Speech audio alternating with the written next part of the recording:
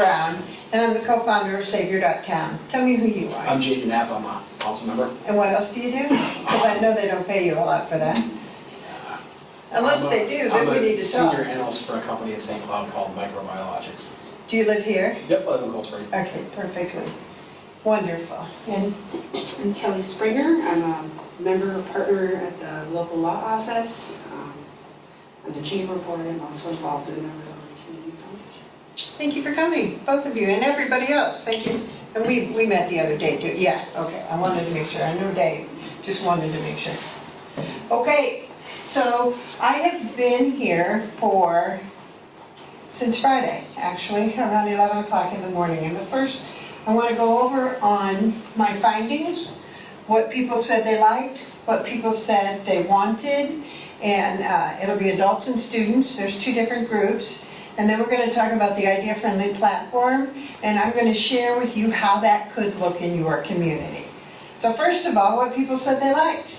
Small town feel, the lakes and rivers, location, outdoors activity, and family. Family that's still here and has stayed here. And all of that's wonderful, but every small town has those kind of things. There's really nothing that's different. So when you start to talk about Cold Spring to people not from here, I encourage you to start thinking about what could make it different, that might appeal to people. And for you guys, it's a German community situated on a river. Just the fact that it's German enough is a good start. Near the cities, but not in the cities. You're only a couple hours away. That's awesome too. And you have all these activities that you can participate in year-round, not just in the summertime. And it is really a great place to raise your family. So what did the adults want? It's a pretty short list, actually. In the food category, just different places to eat at, like maybe Italian or French or Mexican, something different.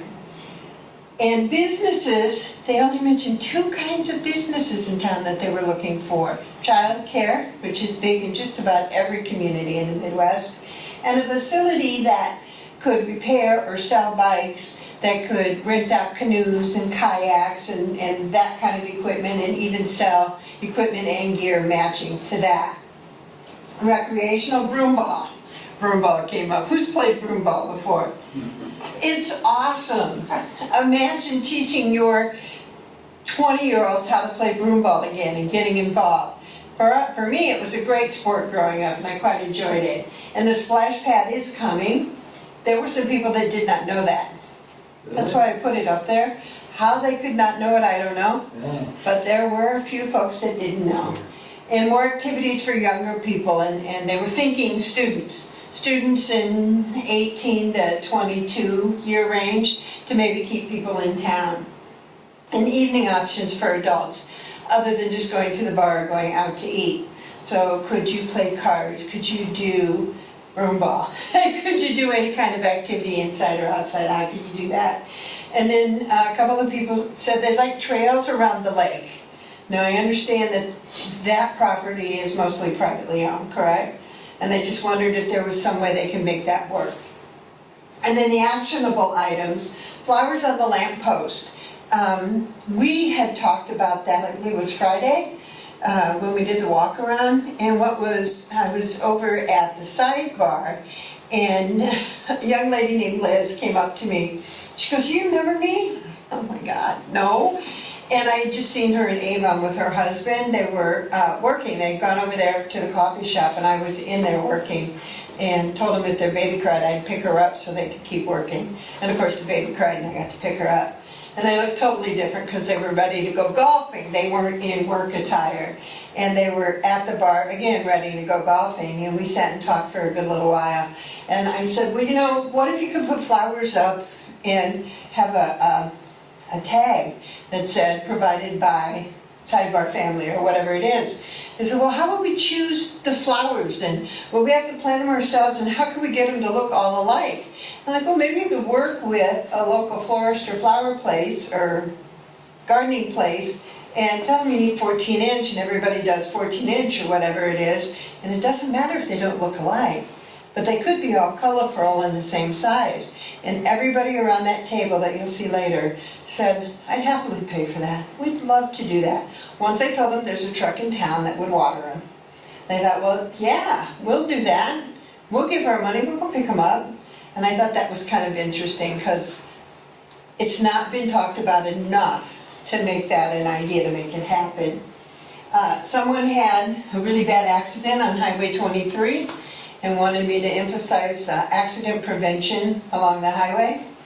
Updated trailer park, that one's a pretty easy one. And then signage on the highway with the store names. So when you're driving down the highway, you can actually, either highway, actually see what kind of stores are there, what stores are along that highway. But there's more. And these are, as I try not to fall over here, these are not the physical things, but kind of the ontological things. So a larger outlook for the community was one. Thinking into the future, we had one young lady say she'd like to have those difficult conversations about diversity. Because while it may not be very diverse now, it will be. By the future, by 2030, it's going to be a lot more diverse in all of the United States, and we should talk about it now. The Assumption Home asked that I speak about a greater understanding of dementia care, and not in the home, but in the person's house, or in the city, or in the stores. The kind of things to know to look for as store owners to keep people safe, and more intergenerational work. Excuse me. The Granite Factory said they want to be the #1 destination for working families in Minnesota. That's what they want this community to be. I think that's pretty good. And then we need to start telling the news of our businesses, the good news, and tell the stories and explain when somebody has worked somewhere 30 years. That's newsworthy. When someone's contributed a really great idea that's taking off, that's newsworthy. Starting to share those kind of stories. And to have an atmosphere of welcoming strangers. Yeah. And to build a community that people want to live in. What did the students want? Boy, did we have a good time, didn't we? It was interesting and fun, yes. I made them all individually come up and say what they liked and what they wanted. And at first there were, some talk, some don't talk.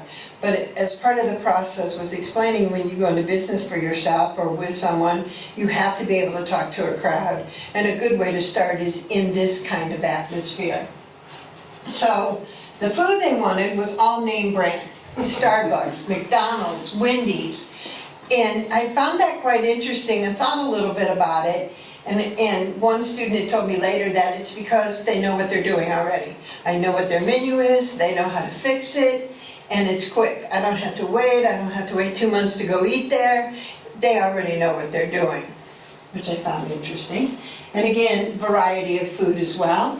For businesses, they want a clothing store, a nail salon, a Lululemon, and a brokerage firm. So this is an actual Lululemon store. They sell yoga gear and workout clothing. I thought you might want to see what that looked like. Thank you. You're welcome. I did not know what that was. Stretchy pants, basically, yoga pants. It cost $100. Yes, they're not cheap, that's for sure. And the young man that wanted a brokerage firm, I didn't see that coming at all, did you? Did you know he was going to say that? I didn't, but I know him a little bit. I've only had him in class a couple of weeks now, but it made sense after Yeah. a while. And you can reiterate to him that I did talk to a broker in town that is very interested in spending a little more time with him. So I'll share that information with you later. And then for play, field house. And those are the great big field houses, I think, at Iowa State University that encompasses everything in it.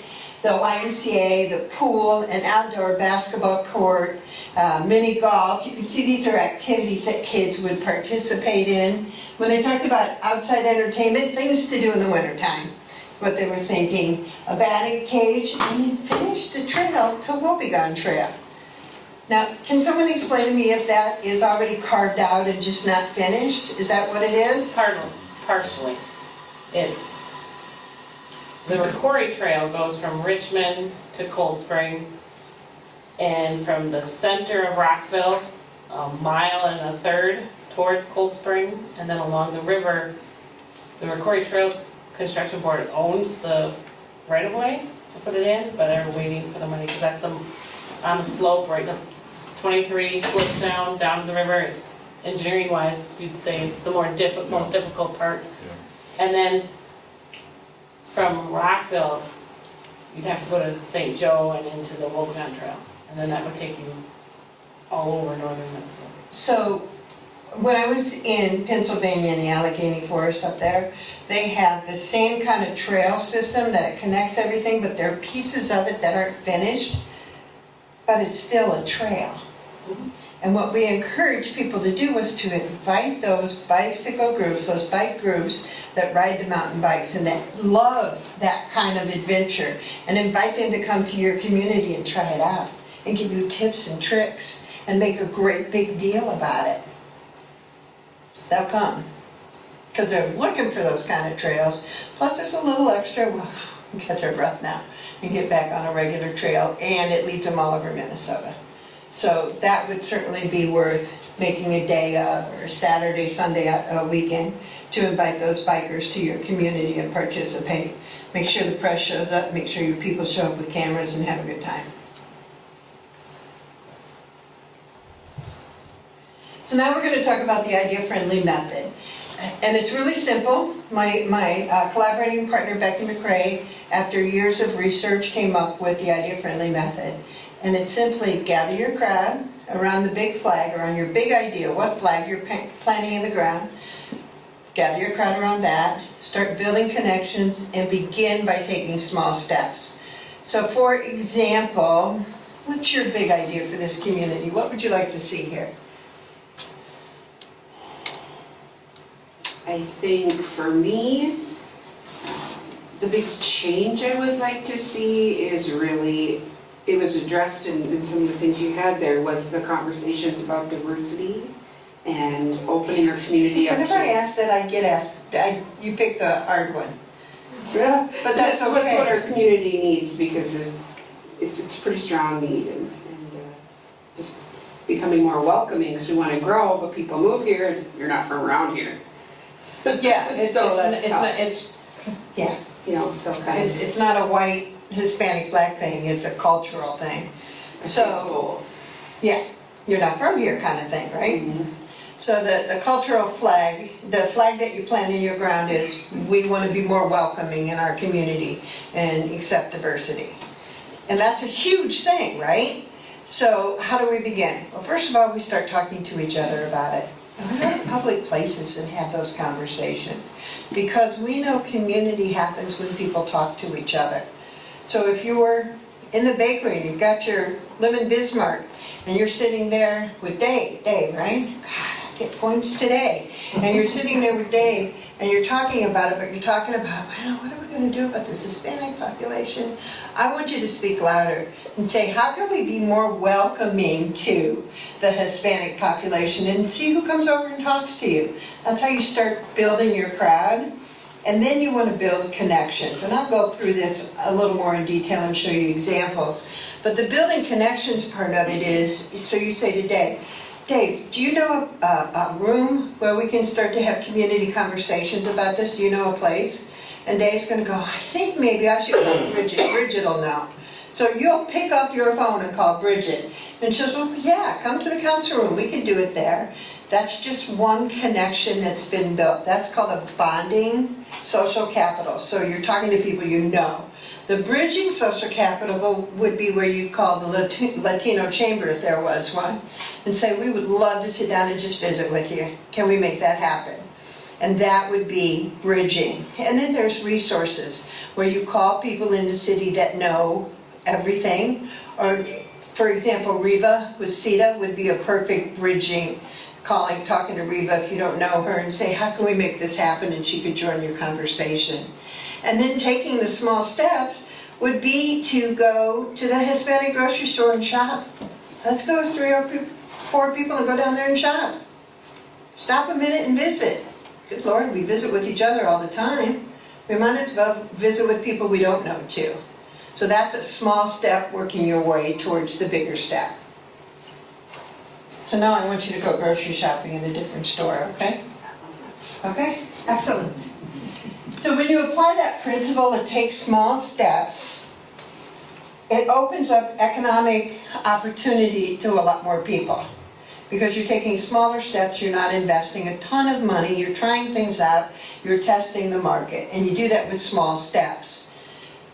So let's talk about how you start a brick and mortar business, and frankly, that's a great picture for that, because that's just really how you feel. You gotta buy a business, a building, you have to repair the building, because they're all old, built in the late 1800s, early 1900s, and you know, electricity and plumbing and roofing and everything has to be addressed.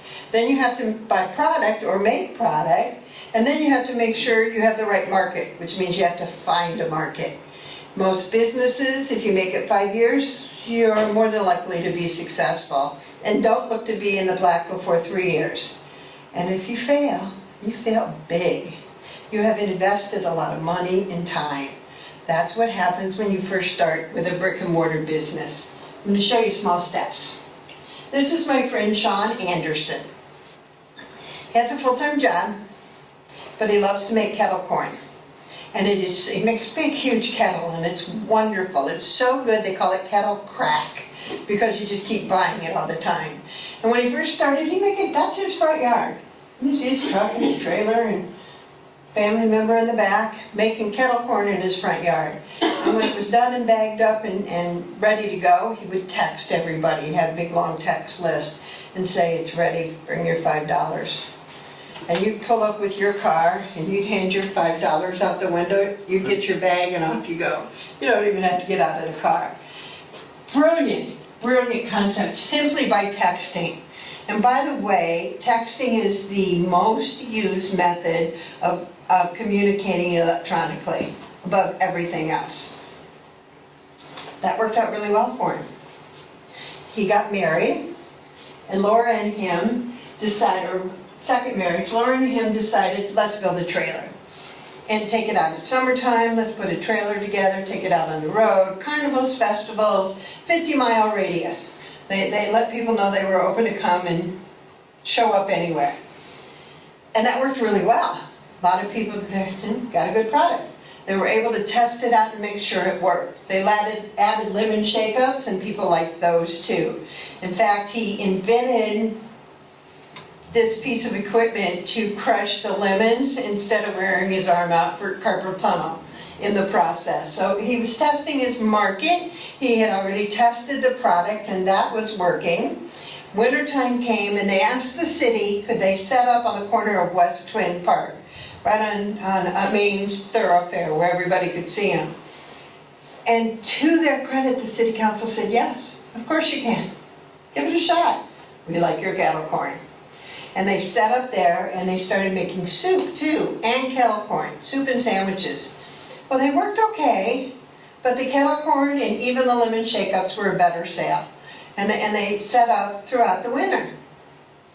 They had made quite a bit of money their first couple of years, enough so that they could now buy a brick and mortar coffee shop that was going out of business. And the only reason it was going out of business because the young owner didn't want to work as many hours as you need to when you own a brick and mortar. So these guys were already used to it. Now his wife works there full-time. Sean still works a full-time job and comes in and helps before work and after work. And they're doing very well. They partnered with a local winery so that they sell bottles of wine and they get a commission from that. They bring in live music on Friday nights once a month. I mean, they're just testing and trying all these different ideas, and it's working. That's how you take small steps to get yourself to a brick and mortar. And it's a whole lot more comfortable to be able to fail if you have to, if you're going to, versus trying to invest a ton of money and time into something you're not even sure is going to work. So some other small steps. Business inside a business. You guys recognize this place, right? Mm-hmm. They sell books. And I believe they're local books, aren't they? Local authors? I believe so. Yeah. So not only are they earning a commission on that, but they're also supporting another local business who's testing their product out. They haven't opened up a bookstore. They're just testing their product out in this location. In Alva, Oklahoma, there was is a young high school student that started when she was a sophomore, and she started making bracelets and had them set up on her local beauty salons shelf, but nobody was buying them. She wasn't out a whole lot of money. She switched and said, well, let me try headbands, because I know how to do that too. And they fly off the shelves. And she's selling them at $10 a crack. And then she has gone to, I believe she's in 5 or 6 different locations now. So she's earning this extra income that she's saving towards college. And she's tested her market, she's tested her product, she's got some business skills under her arms, she's learning how to write a business plan, all those things you need before you open a brick and mortar, and this income's certainly going to help her when she goes to college. My guess is she'll keep making them and keep earning some income. During events, this lady is sitting in a furniture store that does furniture, flooring, bedding, beds, and design. The owner of the store is a fabulous designer. And every third Thursday in October, they have Ladies' Night Out. And they want to make it different other than just the stores staying open late. So the stores that do stay open late invite other businesses to come in and set up different kind of businesses. Well, she owns a car wash. And so it's kind of hard for her to set up at her car wash on the edge of town. So she comes into Kevin's store and sells 10 coupons and you get 3 free. She sells out every year. It's crazy. Everybody loves to get their 3 free car washes. In the back of the store, all the way in the back of the store, is the Pampered Chef lady. And she is one of the leading salespeople in the United States. She's really good at what she does. She cooks, and you have all this wonderful smelling food, so you can go sample food, and you always end up leaving with a spatula or a bowl or something from Pampered Chef, because she demonstrates her products as well. And you get to eat, and I think there's usually wine there too. Look beyond retail. This is the Chickasaw Nation Museum in Oklahoma, and it's the actual Native American museum through those doors back there, or through that entryway in the back. So you can come and you can visit the museum and come out and buy homemade products, jams and jellies, and I think that might be peppers on the top. Or you can just come in and buy those products if you want. And of course the museum earns a commission on it. And the owner of those products is testing the market out and testing their product out to see if it works. And so each other is supporting each other. And you have a better chance. Think of the traffic that comes in. So I'm coming in to buy just this stuff over here, and I don't know anything about the Chickasaw Nation, nor could I care less. However, when I get there, I'm exposed to it, and I get to see a little bit. I'm like, well, you might as well take my $10 I think I'm going to walk through. And vice versa. The people that come for the museum now get to see the food. So you're sharing different markets with each other. Art on the walls. Everybody know where this is? I mean,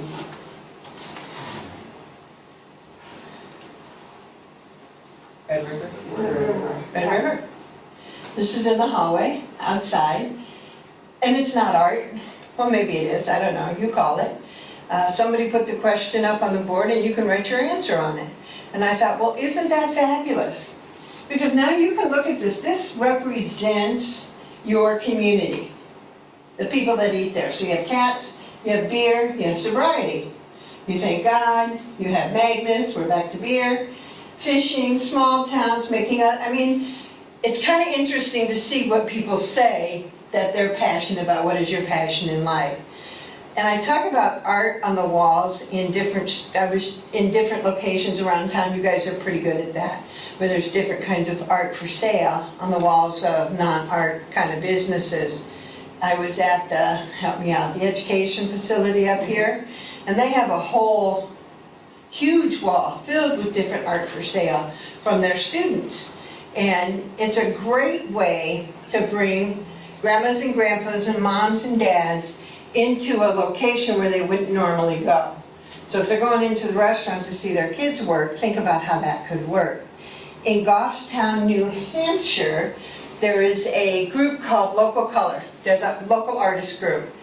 And when a building becomes empty, a business leaves, they swoop in, they put art up all over, make it look like a gallery, and they stay there until the building is rented or sold again. Because a building needs love, it needs people in it, and the more business you have, it's either sell a building or a business if there's somebody already in there. And the people of the local arts group, they volunteer their time. And they're not open 9 to 5, I think it's 4 to 7 every day. So people can come in after work and see what it looks like. Season-long pop-ups, this is in Homewood, Illinois. And they had 5 businesses downtown that were empty. And the building owner wanted 5-year leases. I don't even know anybody that signs 5-year leases anymore. They convinced him to do 5-week leases over the holiday season from Thanksgiving to the end of December. And they have pop-ups that come in, little shops, little at-home businesses, places from other communities, bigger stores from other towns. They're not too far from Chicago. So now they've got 5 buildings filled over Christmas time when there's a majority of people downtown shopping. So it looks like your community is now a lot fuller, and you're utilizing your open space to better, and you're encouraging other people to, oh, I could do that. Look at how many people are shopping here, maybe I could do that. So again, an empty building needs to be loved and it needs people in it. And that's a great way to do it with a 5-week lease. They do it every year now. Whatever's open, they create those 5-week leases at the holiday times. Empty building pop-up. This used to be a Mexican restaurant. This is in my town, and again on Ladies' Night Out, my friend Nisa called. She lives in Des Moines, and she said, I want to see if these suitcases will move and these necklaces we made in rural Iowa. I'm like, all right, well, come on down. It's $25 to participate. Set up how you like. And they sold out. Because it was unique, different things. They were testing their market. Could we sell those funky suitcases? Yes, they could. Could they sell their handmade necklaces made out of material? Yes, they could. Could they sell those ugly little Charlie Brown Christmas trees? Surprisingly, yes, they could. She now has a brick and mortar store in the East Village in Des Moines and is quite successful. You okay? It's easy. Yep, all yours. Water right there. Because she was able to test her market and try some different things out where it didn't matter so much. Yeah, come to our town, try it out. We're pretty picky where I'm from, so if you can sell in our town, you can sell anywhere. Food trucks. You guys recognize where this is? River of Life. That's right, River of Life. They had a big celebration of 25 years yesterday afternoon, and they had 5 different food trucks there. The red one is from Wilmer, and I apologize, I don't know where the rest came from, but I ate the red one. That's why I know where they're from. Why not have food trucks in your community? So the biggest argument is your restaurants are going to be pissed off because they're going to have competition from a food truck. It's not true. Not everybody wants to eat at a food truck. In fact, people that come for the food truck, see the big long line, often will go to the brick and mortar restaurant where there's air conditioning and a cocktail, or somewhere else to sit. And everybody that stands in that line is quite thrilled with what they do. Service trucks. This is an RV. Can you tell that's an RV? Pretty cool, huh? Leo from Kansas, retired, wanted to travel in that RV, and his wife said, "No, I don't think so." He said, "Fine, I'll show you." And he fixed it up to look like a depot. And Leo knows how to sharpen knives, among other things. He just travels locally in his RV, sets up by the hardware store. They love him because people are coming to them because their knife can't be sharpened or it's too old. The old guys and old girls in town like to come and visit, bring their lawn chairs, sit around and talk with Leo while he's working. It's an entertainment as well as a service. And Leo is having the time of his life. Building his own service truck. What kind of services could you take around? Because your town's not big enough. Let's take a look. An activities truck. Who knows where Cosmos is? You need to visit. Because you go and you stand underneath the elevator and look up, and it's the entire universe painted there.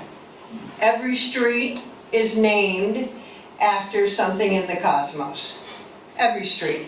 And they have a party every year in July, Cosmos Days, and they celebrate their community. And they bring in a laser tag guy. It's just a mobile truck that sets up for laser tag. Kids love it, adults love it. They carry the liability insurance, the city doesn't have to, and everybody has a great time. And they make money at it. And that laser tag truck travels everywhere, goes all over the place in the summertime. Retail. Now there's a cute little camper, right? And I believe this woman from Inhabit is from Minnesota. And she goes to a different small town every day, because there's not enough people in her town to service with vintage clothing, but there are in her region. That's a great idea. So maybe your business can't run enough full-time in a community, but how could you share it in your region? Or wherever it is you want to go. Food. This is Aberdeen, South Dakota, and one of my favorite businesses everywhere. Nacho business. Literally, he sells nachos in a trailer. And you pull up and you order your nachos, and he reaches out the window and goes, "Here, lift this, lift this." And you go, "Oh, okay. Is it heavy enough? Are you sure? I can put some more in there." He's like, "Now open it up, smell it. I want to make sure you like what you're getting." He's amazing. And then when you leave, he goes, "I'm just a trailer in a parking lot. And that guy over there owns the parking lot." So now you want to go see who that guy over there is. So he's supporting the guy whose parking lot he's in as well. Excellent nachos. Nacho business. Tiny businesses. That's just a shanty in Hyannis, Massachusetts. You all know what a shanty is, a little tiny business, a little tiny building. You have to fill out an application and be part of the process in order to show your art there. And they're all artist shanties. They're there in the summertime. It's not very expensive to be there, but there's a list, a huge list of people that want to do it. That's why you have to fill out the application. You have a competitive process to sell your stuff in a shanty. Crazy. Now, if you can't convince your city council to let you set up tiny businesses, you start with a nonprofit. This is in Cleveland, Oklahoma, and they have set up a nonprofit bookstore, book browser. They work very closely with the local library. They support all the local library activities. They're open a little bit later for after-school events and activities, and so the kids have a place to go. And it's pretty easy for them to get approval from their city council, because who's going to tell somebody that's helping kids, no? You don't want to be that city council person. And it's a little building, not very big. These are FEMA trailers in Mississippi, Pascagoula, Mississippi. When Katrina hit, there were some trailers that couldn't be used, and after they got everything cleaned up, they cleaned up the trailers as well, the city did. They had an empty, dirty lot that they placed these trailers around. They painted them all in vibrant colors, and you were allowed to rent them very inexpensively if you had a business. And people did. In fact, every time a new business moved in, the chamber did a ribbon cutting, and more people came. And in their middle grassy area, they open it up for people that want to set up tents. So if you have kids going to DC and you got to raise money for them, you could sell bottled water, and that's okay, they let you do that. So your nonprofits are pretty much in that center area. And look how pretty those buildings are. It was an old dirty lot, and they filled it. I got to get down there, it's on my list. Speaking of list, I've been to this one. It's Tynesta, Pennsylvania, in the Allegheny Forest. That was a city block that had a building that burned down, and they could not find population 500, first of all. They couldn't find a business to come in and rebuild the whole block. Nobody wanted to do it. How are you going to do that with 500 people? You're not, right? So the EDA, the economic development people said, well, let's buy the lot. And one guy on that council had an idea. He said, let's take garden sheds and put false fronts on them that look like the 1800s to match the other buildings in town. So they did. And that's exactly what they look like. We do have electricity. The EDA put electricity in. They run them anywhere from $50 to $75. They have a lady that makes doll clothes for American Doll. They have a barbecue place, they have a bakery. The local winery that's on the edge of town comes in and sells. And from April to October, just on the weekends, this place is open. And that winery told me last year, in that location, they made $30,000 just selling wine. Because it's now become a place to visit, a place to shop. Here's what it looks like with people. Oh, that's a Catholic church behind it, just so you know. That's not fake. Kind of makes you want to go, right? Over here is a bandstand. And they have benches around where you can sit around as well. So if they want to have live music, they can do that too.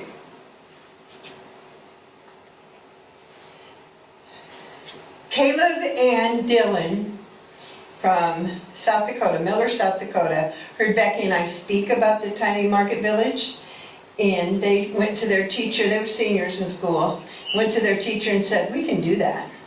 We ought to be able to do that. And instead of saying, no, you can't do that, the teacher said, yes, you can. Figure out how to do it. And dang if they didn't. They went back, because most towns have garden sheds for sale on the edge of town. And theirs was one of them. They talked to the owner in the winter time and said, we know you're not selling them now. Help us be a part of a party we're going to have over the month of December for Christmas. We want to have a cozy cabin Christmas. And the owner said, sure, I'll bring them on down. Not a problem. As long as you watch out for them and make sure and nobody damages them. They said, okay, we can do that. They had 5 come. This lady sitting down was a really known baker, well-known baker in the community. People loved her food. She has now gotten her license and is looking at brick and mortar. She tested her market, she tried her product, and found out she had the capability of perhaps opening a business, and she did that. Santa Claus was there. The Asian store, the Chinese food store, actually started making sushi, and they couldn't get anybody really to try it in Miller, South Dakota. So they came down and they gave away free samples in one of the buildings. Now they can sell sushi. People got to try it for free and realized, oh, this isn't too bad. I think we'll give this a shot. We'll be hoopty-doopties. And that's what they did. The owner of the cabins also made fire pits. So he brought down a couple of fire pits too. Now those he could sell in the wintertime a lot easier, and he did. But it was an opportunity for people to see what he had. So the kids tried it. It mostly worked. They had one failure. It's damn cold in Miller, South Dakota in December. And you guys got nothing on that. It's just that cold. It's either too hot in Miller or too cold in Miller. And so they figured out we need to change the time, and now they do Christmas in July. Shared spaces. This is an old JCPenney store in Washington, Iowa, 15,000 square foot.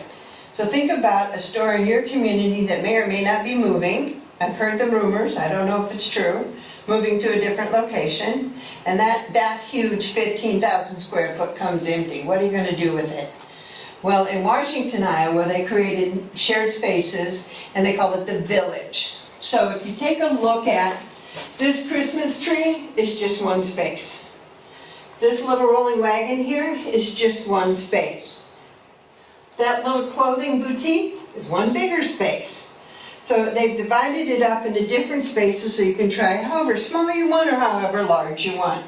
They put a bookstore in the back, because they didn't have any bookstores in town. And this is a town of about 4,000 or 5,000, not very big. And they started when they had, I think it was either 4 or 5 small businesses. They opened the building up. They didn't wait to fill it totally up. They just started from one corner and started moving. And it became very successful, wildly successful, because those people are meeting a need for products and services in their community. And they're helping people not have to drive to Des Moines. And you don't go to Des Moines and get out of there without spending $200 anyway. not to mention the time and the lunch. And they're giving people an opportunity to be in business. This is in Grand Rapids, Michigan, and that's Rose Ellis. This particular building was another huge department store, and the owner divided it up into small spaces, and he offered Rose the front entry. You can see the street out through the window, and that's just the room she has right there. And she said, "You couldn't get me out of here with a crowbar. This is the best business idea I never thought of." She works when she wants to. She actually works in her location, so people come by and just watch her work, and it helps to sell more paintings for her. This is the Chickasaw Nation in Sulphur, Oklahoma. And they have, I believe it was an old schoolhouse, and they set up an arts maker space, and what they're doing is teaching the old ways of doing things, much like a folk school does, but in a physical location. They have their funding with memberships, and they get some grants and some donations from the Native American area that they're in. And they sell the products as well. That's a maker space. Another maker space is a technical space. This is in the state of Washington, and that's an old hospital. Up on the third floor of the Innovation Lab, they set it up there, and it's mostly tech, 3D printers, computers, that kind of technology stuff. And they wanted to bring people that wanted to start a business, start a startup, that's the word I'm looking for, kids with startup ideas to work together. And what they found out is the nonprofits were all coming out here to utilize the resources, because they had meeting rooms, they had fast Wi-Fi, they had all those things we want as businesses, period, let alone as a nonprofit. So the nonprofit took over the third floor, and the tech space moved downtown, where they had more access to younger people that were working on startups. They very much had a livable, walkable community, and this was on the edge of town. Co-working, who's been to a co-working facility? Excellent, so it's pretty cool, isn't it? You need a table and fast Wi-Fi, coffee, and a copier. Those are the 4 basic elements. Some co-workings, like in our town, has 4 small offices with closed doors. So we have a lawyer that's in one, that's there 2 days a week. We have a CPA that's in one, that's there 2 days a week. So instead of buying a whole brick and mortar, to extend their physical presence, they use the co-working space. Plus they have 2 conference rooms and an open area where people can work together. They're pretty popular. This is Via Hoden in Pella, Iowa, and that stands for many hats in Dutch. So has anybody stayed at an Airbnb? They're pretty awesome. I'm staying at that one in St. Joseph. So Airbnb is an opportunity to rent out one of your rooms and bathrooms to a visitor staying in your area. Most of them have at least a 2-night stay requirement. And the real objective when you're looking for them is you want somebody with 5 stars and excellent ratings. And you never stay at somebody new. They get their relatives to stay and give them ratings first. But I stay in them all the time, and I've yet to have a bad experience. In fact, when we traveled to Lisbon, Portugal, we stayed for 10 days at an Airbnb in the old part of Lisbon, and it was awesome. We took the whole apartment. It was a 1-bedroom apartment. It's fun. This is Grant Griffiths. At the time of this picture, shortly after this picture, he had a 16-year-old son that created the Headway themes, and it's a theme that's used on WordPress sites. And they live in Clay Center, Kansas, tiny town, a couple of thousand people, and they work out of their basement. His son has gone on, he's in college now and doing some other work, and Clay's still working with the Headway themes, and has partners all across the world that work with him too. And you'd never know it. He doesn't tell anybody in his town, city council doesn't know. You would never know that they live and work in their basement to do this particular business. Think about who might be in basements and garages and backyards and second stories in your community. Start looking for those people. Ask around. Who do you know? Who do you know? Who do you know? Go over to Sidebar, talk to the owner there. It's the son of the family that started it. And his sister comes over quite a bit too. She lives in town. She moved back in town, by the way, her and her husband to raise their kids here. Went to college, went away, and came back from the cities. Now I'm going to share with you some walk-around finds to give you some ideas, and several of you were on that with me. So blade signs are the signs that go out. So when you're driving down the street, look at this street. I can't read the buildings. What businesses are there? Can you tell? Even though you know the area, you can't see what businesses are there. Blade signs are great to put out so you can see them driving and walking. And most cities have regulations on that, ordinances, 9 foot high, 18 inches wide. I always say go a little bit wider and help to change the ordinance if they don't fit your city. Refresh your signage. That's an old sign. And I would always recommend to have hair care, nail care, massage and tanning in bigger letters with the name in smaller letters. Because as I'm driving, I have no idea what Stylist Plus is. I don't know. Could be clothing store for all I know. And I'm not picking on anybody, well maybe a little bit, but I don't know that owner, so I know she's busy. I see a lot of people coming and going. And work on your signage. Bridget and I talk about this. So you see the Cold Spring, the beautiful Cold Spring banners? Those are awesome. That block we just talked about, if you had a sign that looked like that, and it doesn't have to be yellow, but at least readable, I would now know there's a bakery, boutique, restaurant, insurance, and law in that block. I'd go around the block to go see the bakery and the boutique, because you made it easy for me to see what's in that block. You could put it on the end of the block by the hardware store. So if I'm going down Red River Avenue, I could see it there as well. And go around the block the other way to stop. I'd have to add hardware on it too. You guys know you have a mall? Kind of being facetious, but I never would have figured it out if somebody didn't tell me. It's beautiful. It's got lovely buildings in it. It's got parking. But you can't find it. There's a Century 21 building in front of it that I thought was for sale by Century 21. I didn't know. Yeah. So that's an area that needs better signage. You will fill those buildings up quicker if you can get people there. And maybe you do it from whatever the street that is. What is that, 2? No, not 2. Third, Third Avenue. Main Street, right? Third and Main, yeah. Third and Main, so maybe better signage further down. And the same, you can have it off at 23 as well.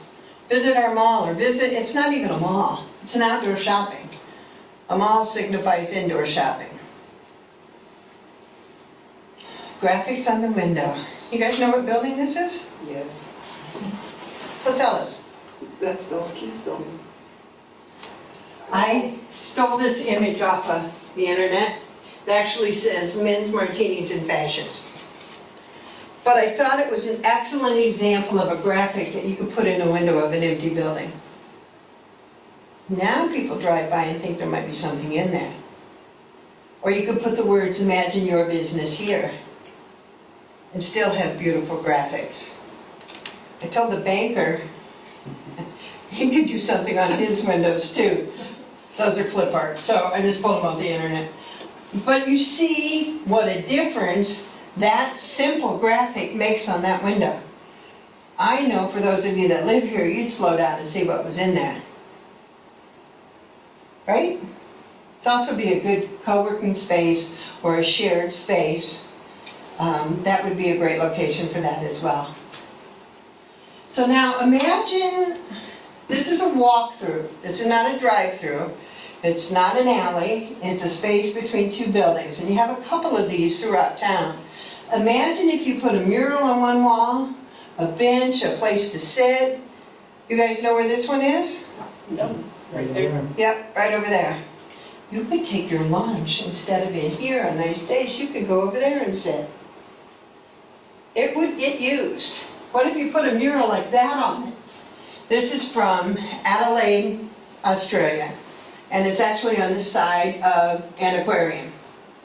But what's so cool about it is you can have somebody draw the black lines and then let people come in and fill in a section, paint it on their own.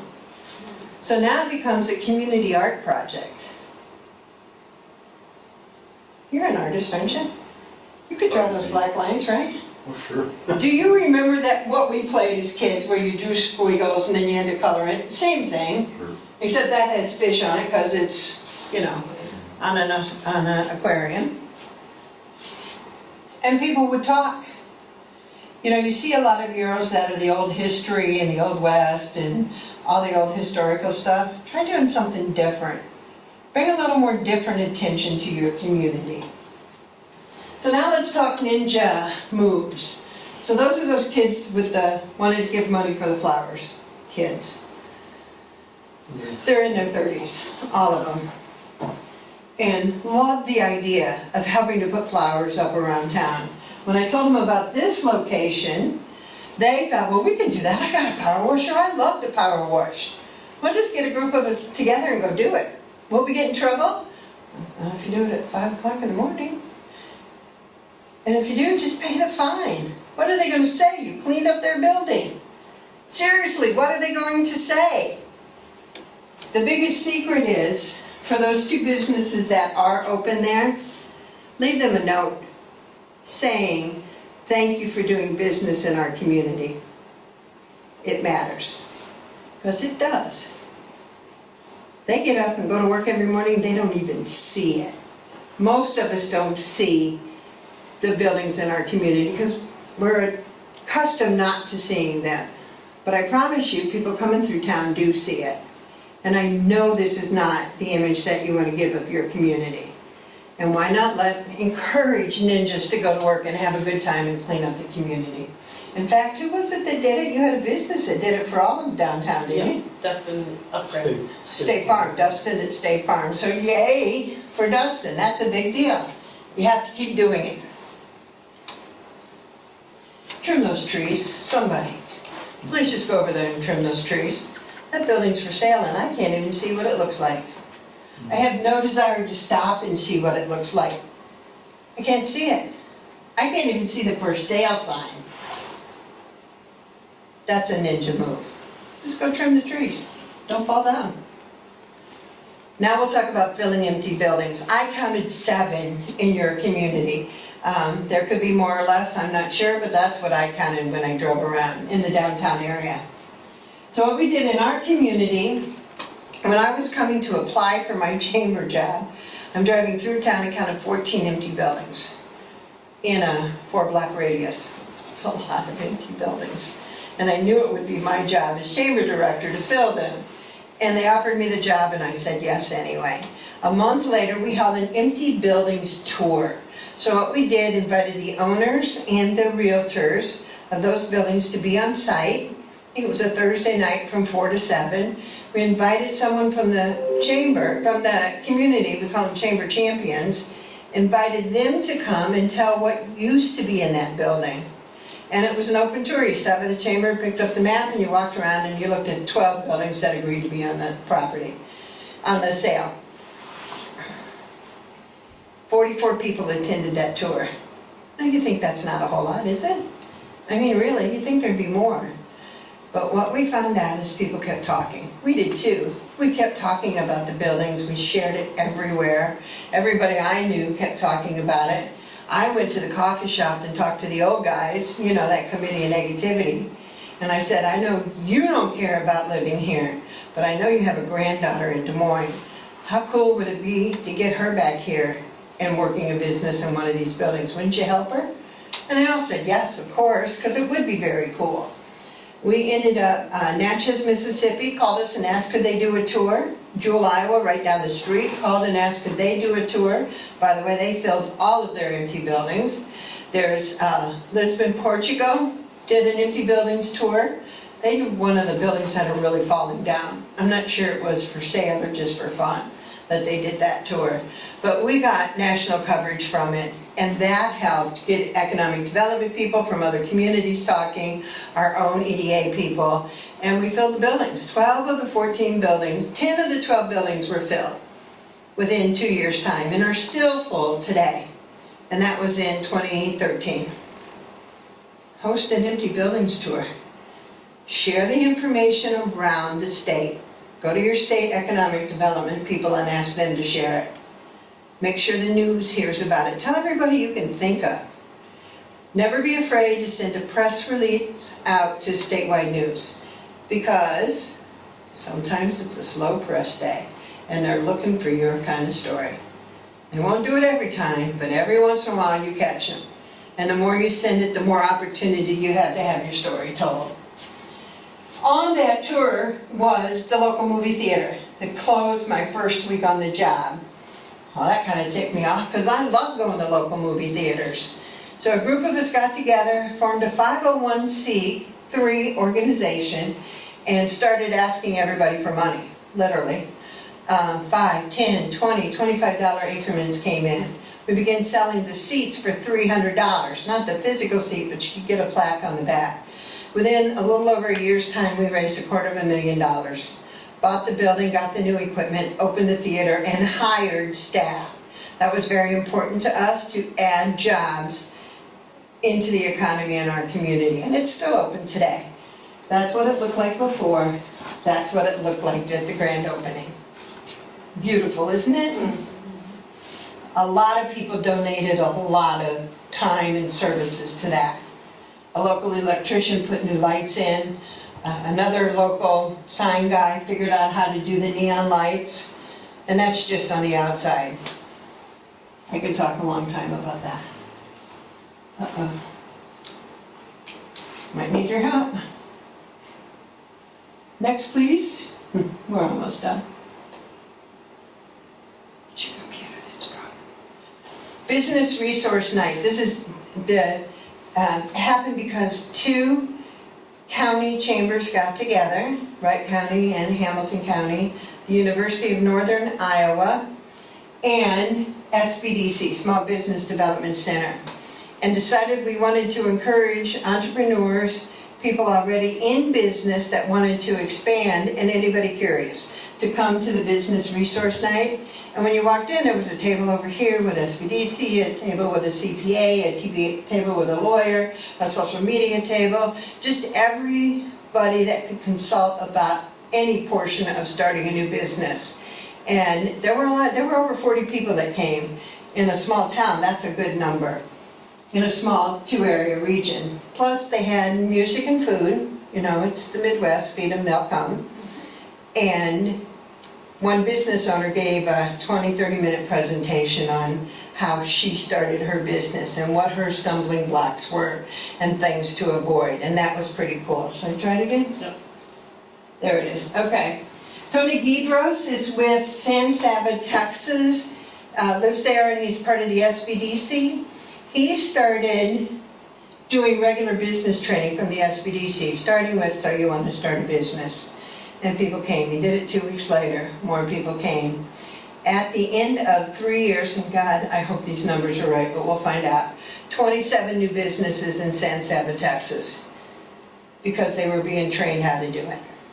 SBDC offers those services free. Your taxes help pay for that. All you gotta do is ask. And in some cases, all you gotta do is tell them when to come. The incubator project, this is Donovan.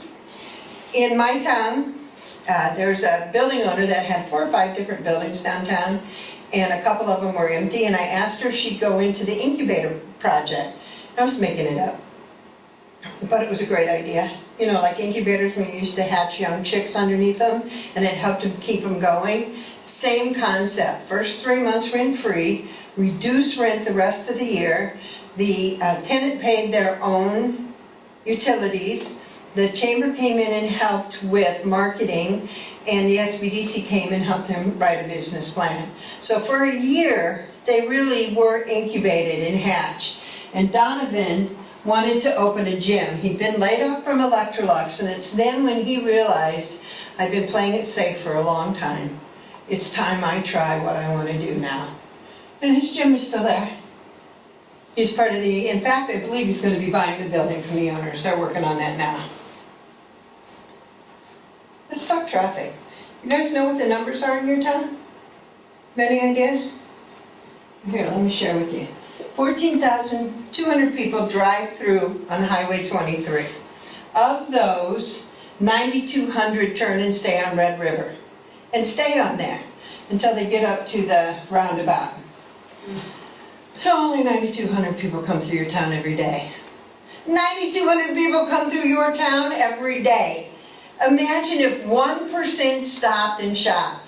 That's 92 people a day shopping in your community, supporting your services, supporting your businesses. Without doing anything, imagine if you started marketing to those people. 9,200 cars every day come through your town. Those numbers really are fascinating. And now I'm going to talk about diversity just a little bit. So this is T, and I'm German. My grandparents immigrated in 1922 from the Ostfriesland area of Germany. My grandpa, my grandma, and my two aunts, age 2 and newborn. It was awful. It was awful in Germany at the time. They were burning money to stay warm. Nothing was worth anything. They found a sponsor in Iowa, and they traveled by boat, by train, by car to Alexander, Iowa. My dad was born here in the United States, and come the Second World War, he was in school, and he was bullied horrendously. My grandma stopped going to church because they picked on her at church. Her English wasn't that good. Germans in the area were really, really picked on. The Ku Klux Klan threatened them, for God's sakes, in Iowa. It makes no sense, does it? It makes no sense now either. How are we being diverse in our lives? Who do we pick on? Who do we talk about? Times they are a-changing, and it's really time to think about diversity in all of our communities. That's my preaching for the day. And finally, I want you to have the perspective of prosperity. I want you to think we really do have a lot here. We are a prosperous community. And that mindset that we have as citizens of our communities is help what sets what the future's going to look like. So if you're thinking, oh, poor me, we're not going to make it, guess what? You won't make it. But if you think, look where we live. We live in a great town, and we want other people to come and live and work here. That's the perspective of prosperity. Really be thankful for what you have and start to share it with others. You've never been in a more important position to lead your community into the future. Now really is the time. So you've heard a few small steps. What steps are you going to take for Cold Spring? And I have a gift for you too. If you go to that site, you'll get to see a little bit longer video, 30 minutes, on what Idea Friendly is, with Becky and I talking back and forth. And you'll also receive both of our free newsletters if you choose to sign up for them. And we talk about small towns every week. Solutions for small towns. Take your smartphones out, take a picture. It's the best way to do it, or remember it. Sager.town/gift. And I thank you for coming today. It means a lot. Thank you for recording. You've been awesome. And do we have any questions? I'll stand out of your way.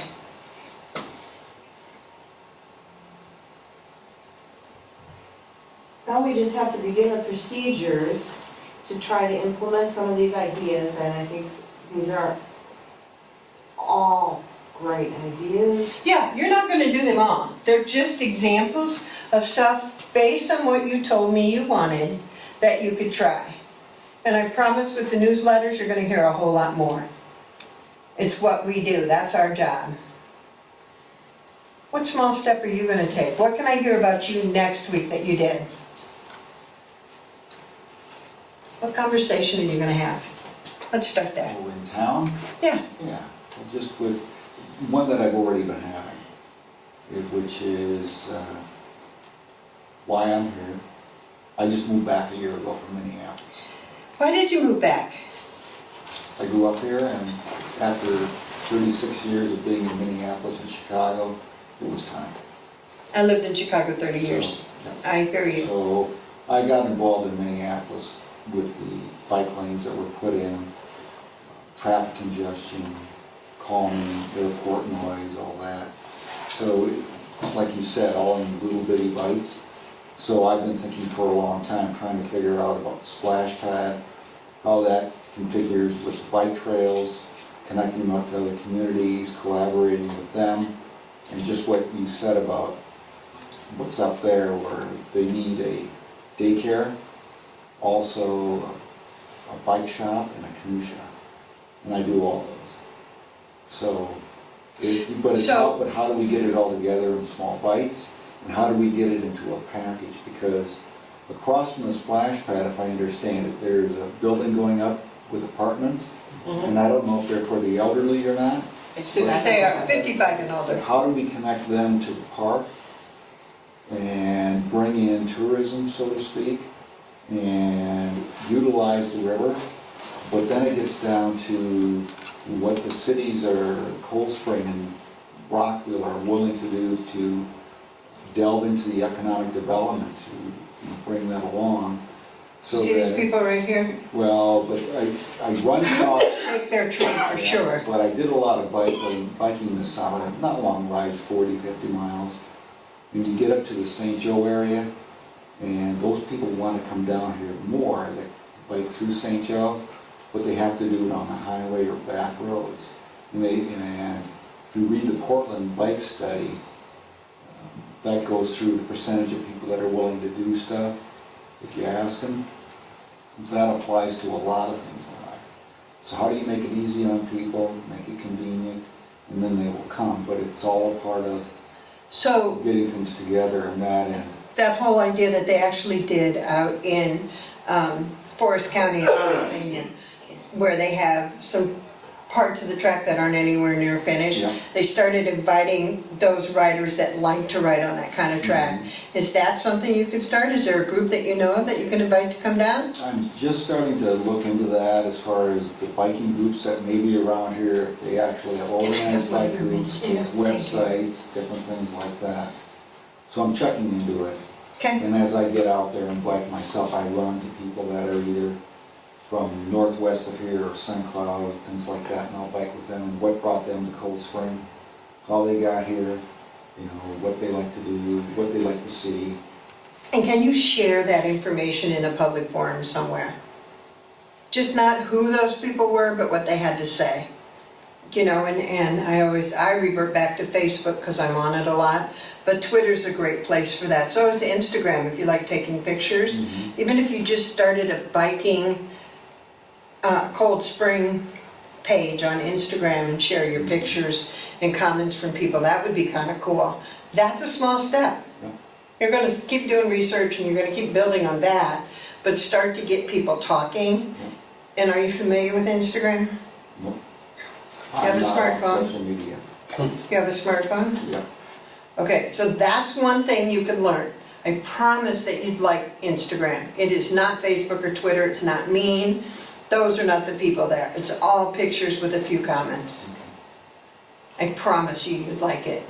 Because I don't like the divisiveness on the other pieces. And political season is here. What small step are you gonna take? You know, I like the idea of talking to people and getting out and starting with small conversations like that. And that's, you know, that's what I try to do before something happens or something's gonna happen, or an idea or a project is to find out what businesses or residents want. And sometimes those conversations don't go well. Most of the time they go okay though. Well, and part of this process, you'll get this copy in a PDF format, and you'll get a final report too, and you can use that for backup. You know, we had that lady here for 4 days, and I swear she talked to everybody. Here's what she found out, you know, as a lead in the conversation. As you get to write grants, you're going to be able to use these reports for grant writing as well, because you have to have community involvement. on most grants, and this gives you that. I used to have to write a lot of grants, so I feel for all of you. What are you gonna do? I'd like to start talking with the business community about how we can do some housekeeping on the front end of their businesses. Because I would agree with you, you know, they come to work every day, they're busy, they have a lot on their mind, and they probably just don't see some of the things that should be taken care of as readily as they could. Yeah. See if we can do And something once the about that. ninjas kick in, and they will, then you can start having even stronger conversations. You see what they did down the street? Oh my God, it looks so better, so much better. How can I help you with yours? And start those conversations. Keep people talking, that's key. All ideas are good. The good ideas really will float to the top. And the ones that didn't pass muster or failed, because failure's not a bad thing, will go away. It's okay to not have your idea work. In fact, I'd rather have that happen in small steps than in big steps. Because once you get to that city level and 2-year planning, and you have to create a whole thing, it's a big, hairy project that cannot afford to fail. So taking small steps gives you that opportunity to learn what works and what doesn't.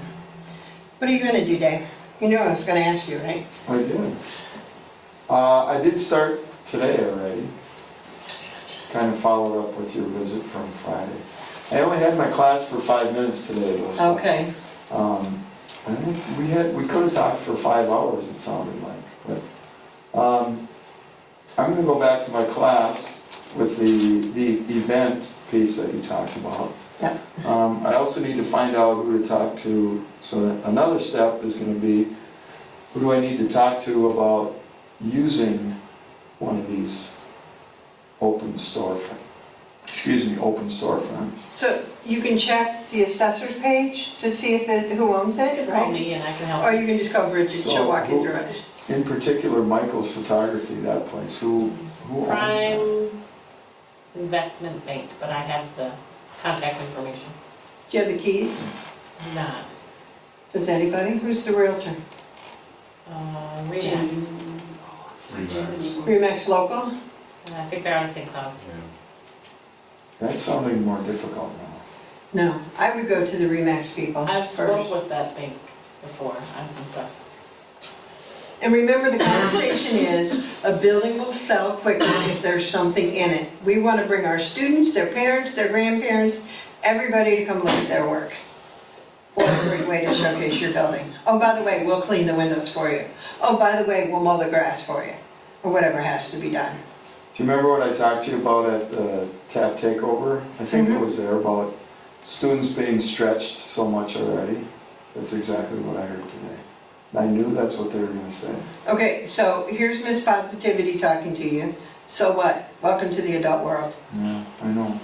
But that's exactly what I got this morning. They still have to do projects for you as part of homework. That's not gonna change. Right. You're going to give them a place to show off those projects. And they have to do that anyway. So you're not asking them to do anything they're not already having to do. Yeah, don't let them yank your chain like that. Because you know they will. This you know they will. Or maybe you figure out 4 that want to do it and do it with 4 people. Yeah. I won't get 27 to jump on board. Didn't expect you to. Small steps. If you get 4, that's great. Give them a better grade. What do you teach? Oh, well, I teach several classes, but that in particular is the entrepreneurship class. Any other questions? Now, will this be on your website, tonight's videotaping, or will it be in? No. It'll be, when will it go anywhere? Probably sometime tomorrow, I Probably, guess. yeah. And it's It will be going on to, Channel 10, Channel 10. which is our local cable access, but it also has a YouTube channel. So it'll be on that. We'll send a link through the city website. We're gonna send it to the chamber, and anybody else who wants it sent to them can have it sent to them. So it'll He'll be, send it it'll be to, one-time shot on the YouTube channel? 'Cause I need No, to it's take permanently notes. on the YouTube channel. Okay, because I need to take notes on this. Yeah, definitely. And be able to stop and pause and Oh, write yeah. stuff down and Perfect. go back Gotta and go on. everything else. Our Tri-City Cable has a YouTube channel, so you get city council meetings, everything. I have business cards if you want the PDF of it. I'll give you my card before we leave, those that want it. And I'll get it to you, I hope, tomorrow morning. I leave, when do I leave? Wednesday morning for Grand Rapids, Michigan. The next 20 days are crazy. So it's hard to drive and type at the same time. In fact, I don't recommend it. But I'll give you my business card, make sure you get the Well, I'm on PDF. your website and get your, I just signed up Friday for. Perfect. Then it's deb@savior.town. Yep, not a big deal. Easy to remember. If you got the link, you got my email too, just put a Deb in front of it. Thank you for signing up. I think that's it. Thank you again.